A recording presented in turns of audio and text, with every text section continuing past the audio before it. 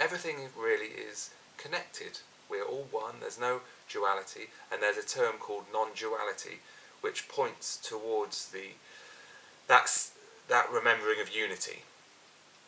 And I imagine that when we are in our wombs, in our mother's womb, we really have that deep connection. But as we're born and we grow up, we forget about it, and we have this sense of separation.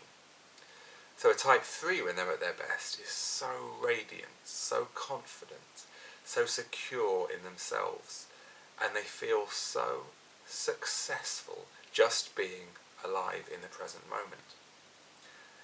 Eckhart Tolle talks about that, about success being a successful present moment.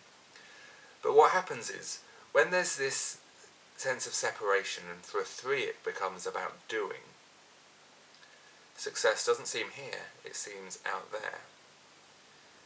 And if you really feel that everything's okay, then why do anything?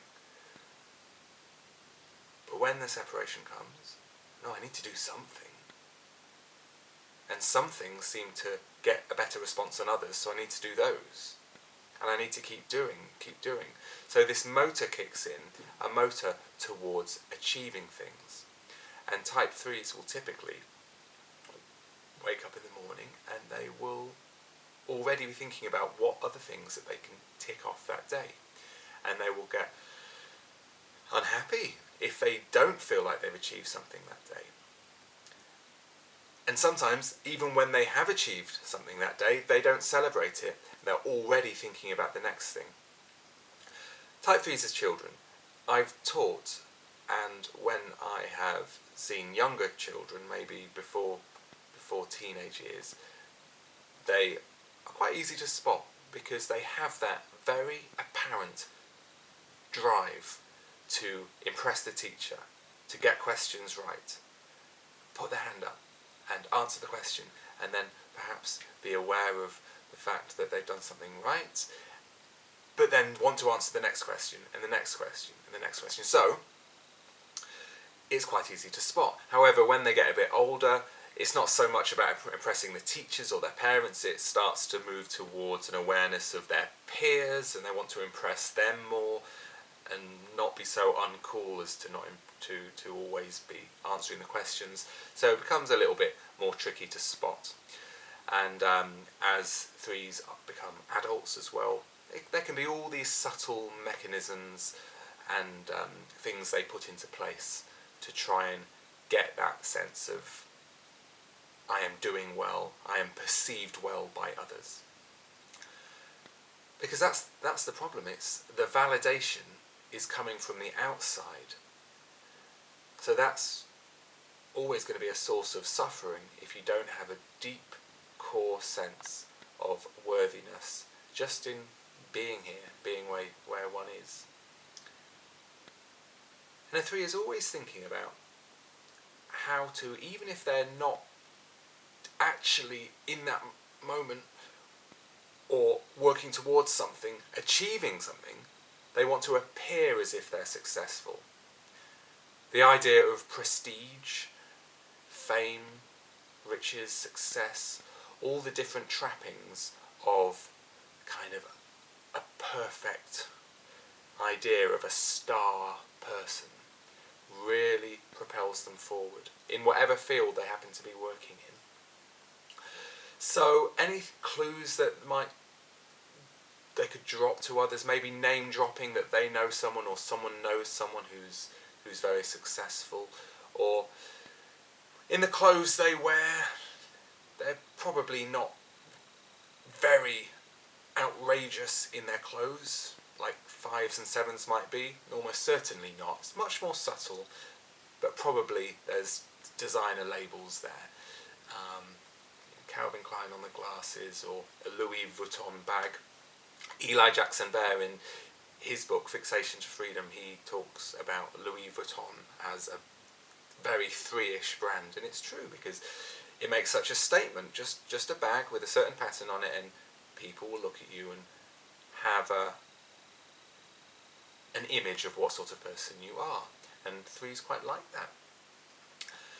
So, also to notice is threes telling stories about themselves, and sometimes they can be quite almost like they're laughing at themselves, but at the same time they want to give the impression that they've got the perfect life at home, and they have a lot of fun, and that they're really things are going very well for them. So just all these things to spot, and a sense of posing as well. On the Enneagram Playground website, I've put a clip of Robert Redford in The Great Gatsby, and he walks into a room, and it's just so clear how aware he is of how people perceive him. And I've noticed that a lot with threes, even when they're just kind of sat in a chair or talking on the phone, it's like they're almost chameleon-like, putting on this image of what a successful or impressive person would do doing that. So all this drive forward towards success, and all this purposeful, subtle shifting of image to try and impress other people, can leave quite an empty core. And threes, and this is really going down to their worst now, start to become like robots. They're just moving, and they have a very unhealthy work-life balance. And they can even transfer this onto people around them, their partners or their children, the pushy parents that are trying to get their children to do all these different things after school, and also taking them to auditions. Oh, they love it, really. It's their choice, but actually it's the parents who are wanting them to be in this world where even from a young age they could possibly be a star. And that comes on to the idea of certain cultures really valuing threes. America is a very three-ish culture, about anyone can do anything, about smiles and success and achievements and the right image. And there's a lot of great things about that confidence, self-assurance, the doing of wonderful things. Oprah Winfrey, I think, is a three, and she's done amazing things. Really, really bright light in the world. But for more unhealthy ones, it can become quite a shallow, superficial existence. And I've noticed with threes sometimes I don't really know what they feel about me. You know, a type 3 might shake my hand at a party. Yeah, nice to meet you. Give a smile. But the eyes are cold, and I can't see. They're nodding, but I can't see what they're really thinking about me. I'm sure they don't really care. Maybe they're just checking to see whether there's anything successful in me that can kind of bolster their ego a bit by talking to me. But they'll soon get bored when they realise that there's not. So,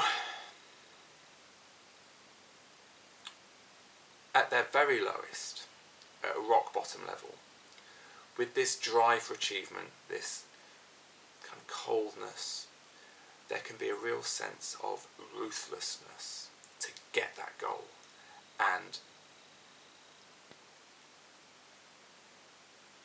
reptilianness. Lady Macbeth says, "Look like the innocent flower, but be the serpent under it." And that really seems to be a good summary of a very unhealthy three, which Lady Macbeth is. She wants the fame and the prestige of being the queen, so she pushes and manipulates very tactfully Macbeth into being a king. But then, just quickly on that point, the talented Mr. Ripley is a similar sort of character. He's very three-ish as well. And Great Gatsby, I've said, and I've not seen To Die For. I really want to see it actually, but Nicole Kidman's character, I'm sure, is a three. I've heard about it, and she does anything she can to work her way up to the top from being a weather girl. So that's some examples of their kind of ruthlessness. And Lady Macbeth, at the end of that play, she is kind of, she's gone mad. She's this empty shell. And that is another aspect of a very unhealthy type 3, is that they are so exhausted after a while from being this constant mover. And this starts to lead into, it's going to lead into, but I just want to talk about Victoria Beckham first of all, before I move into the coming back to connection and coming back to health, because I think Victoria Beckham, also known as Posh Spice, is, for me, comes to mind all the time when I think of threes, because she's a bit like Lady Macbeth, not in the fact she was doing evil things, but in the fact that she could see her route to success. And I'm sure David Beckham, even though he's talented and no good looking and all of that, I don't think he would be such a brand, and the Beckhams would be such a brand, if it wasn't for her vision and her effort to make that happen. And she has some talent, I'm sure. In fact, she has a huge talent for self-promotion and branding herself and her family. But I just wanted to slip that in there, because I think if you watch any interviews with Victoria Beckham, she always says just the right thing, but maybe it doesn't sound that genuine. It doesn't really sound like she is letting her guard down. She's appearing as you'd want her to appear and saying exactly what she thinks you'd want her to say. Okay, let's move on to the positives, because at whatever level of suffering or unhealth of a type 3, there's always a way back. I mentioned the exhaustion of Lady Macbeth when she's like this catatonic robot at the end. She's kind of sleepwalking around. And A.H. Almas, in his book Facets to Unity, which was really the core inspiration for these videos linking the Enneagram and non-duality, talks about how a 3, when they start to stop, this real sense of exhaustion can reveal itself from a lifetime of trying and trying. And it's like a soul exhaustion of the spirit. So, that word stop is the key to a 3 coming back to connectedness, coming back to a joyful life. Because they really need to stop. Stop efforting, stop trying. Gangaji often says that, stop the search.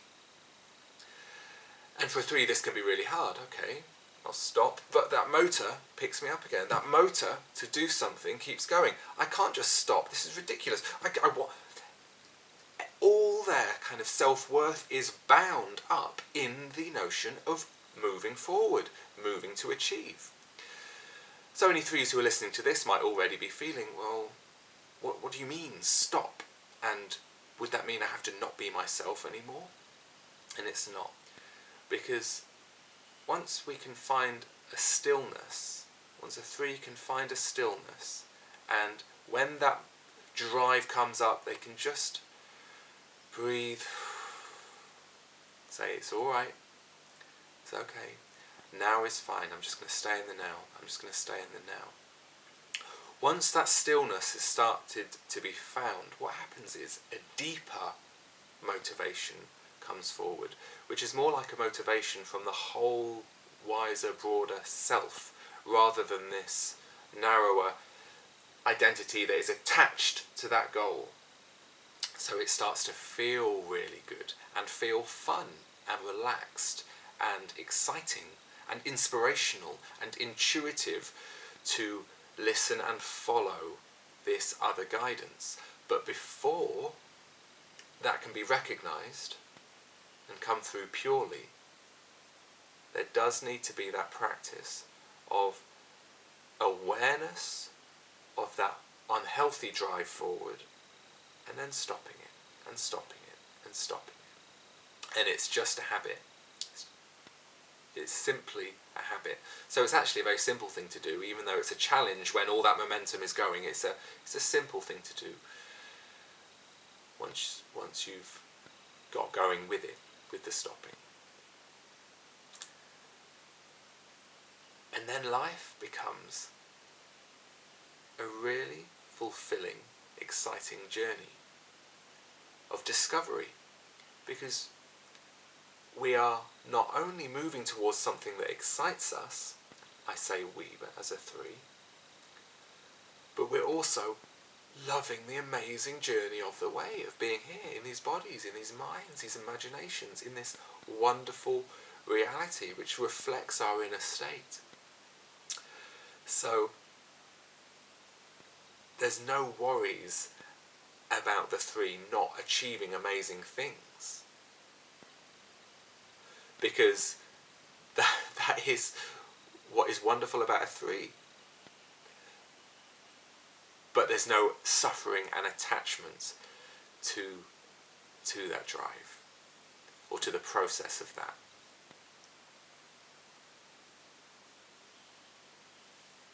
So, thank you for watching the 3 video. Have a look on the Enneagram Playground website if you're interested in finding out more. And thank you if you've watched all the 9 Happiness for Enneagram type videos. Thank you for watching those as well. And enjoy. Have fun. It's just a ride.